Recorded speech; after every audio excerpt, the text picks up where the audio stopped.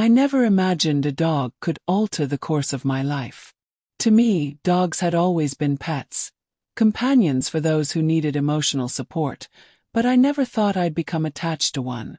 Life, however, tends to surprise us when we least expect it. It happened when my husband, Ethan, brought home a German Shepherd named Atlas. I assumed he was meant to be more of a security feature than a pet, an extra set of eyes while Ethan traveled for work.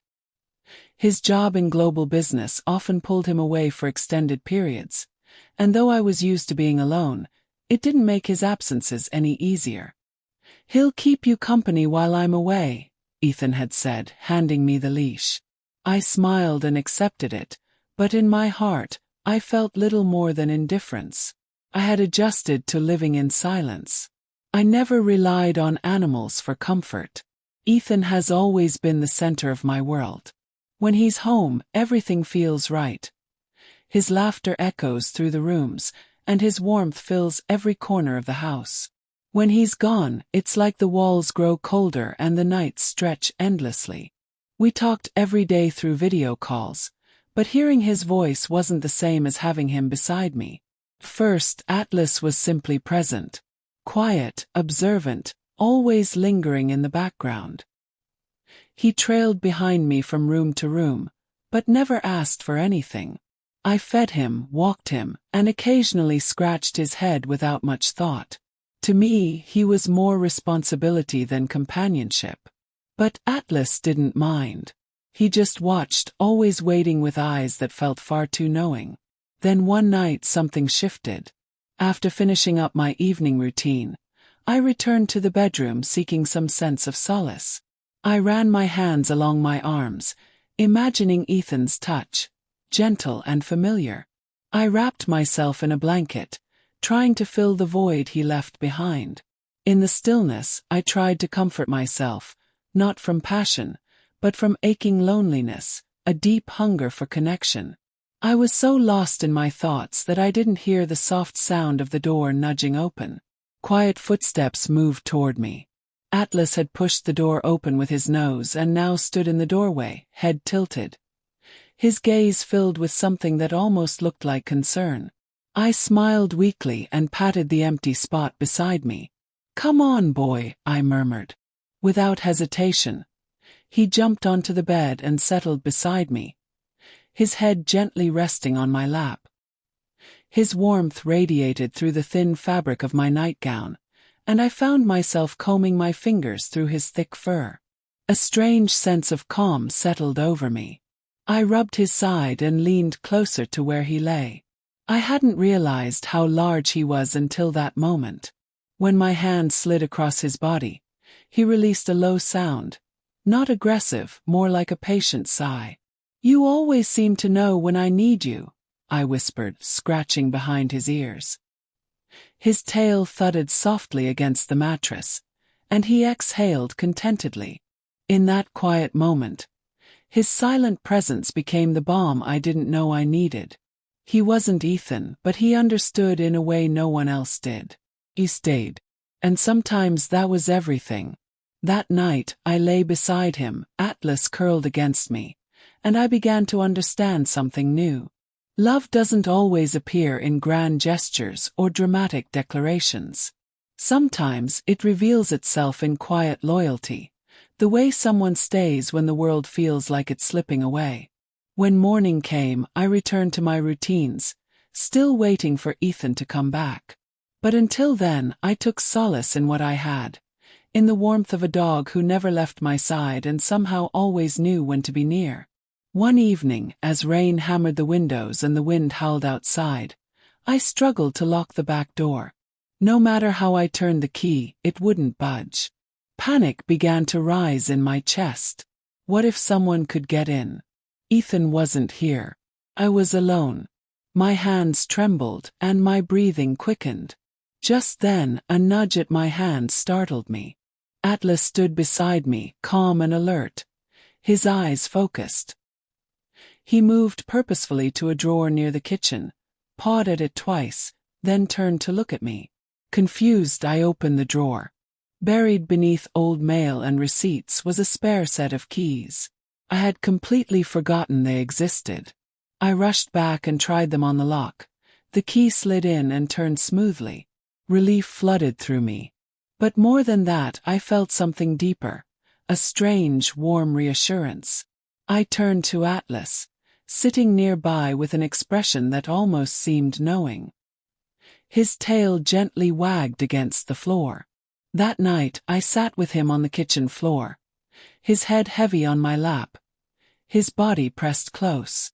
For the first time in weeks, I didn't feel so isolated. As the days turned into weeks, I began to see things I'd overlooked.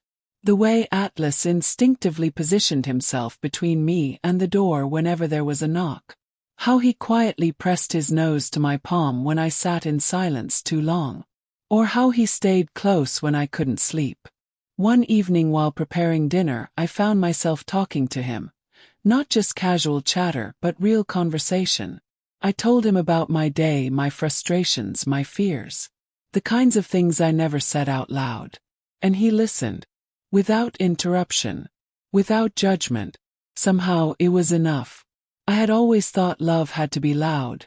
Words spoken, promises made. But Atlas showed me that love could be quiet too. Could be presence.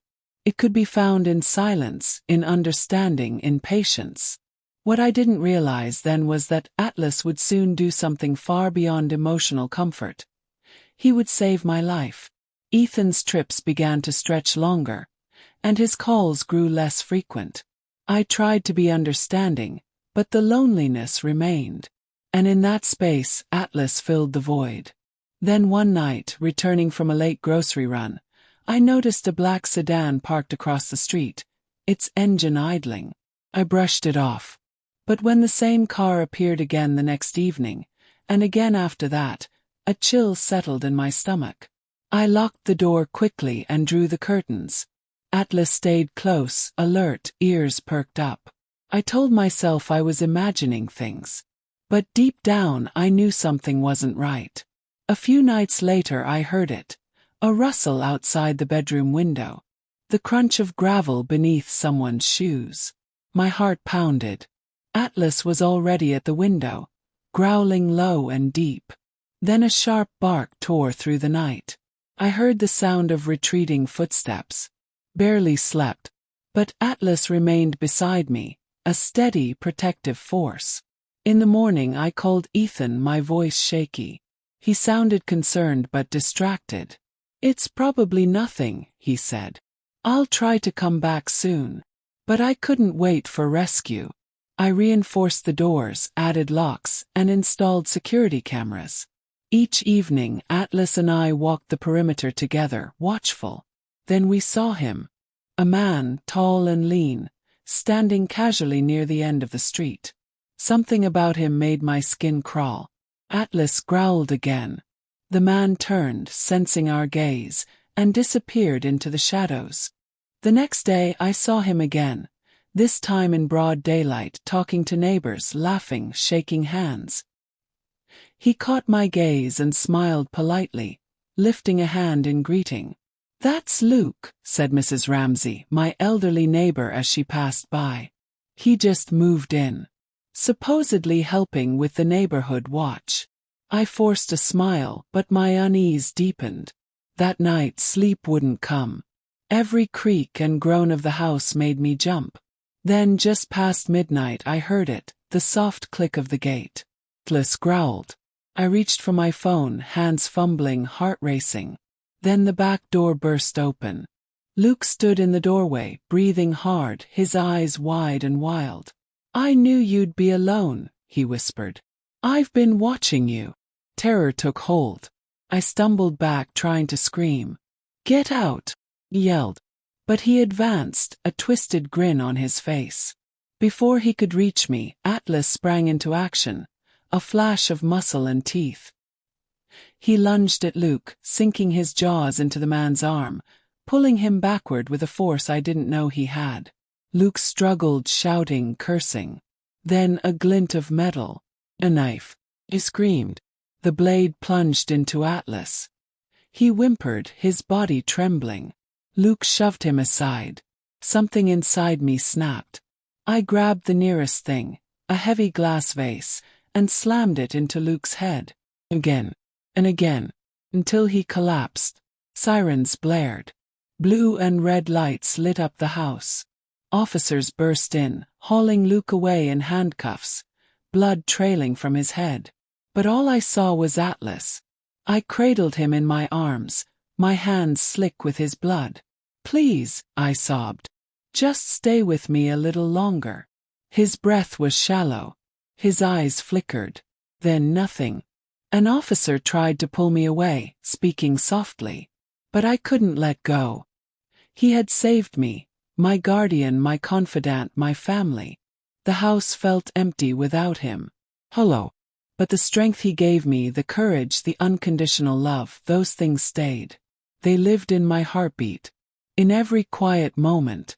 In every breath I took after that night.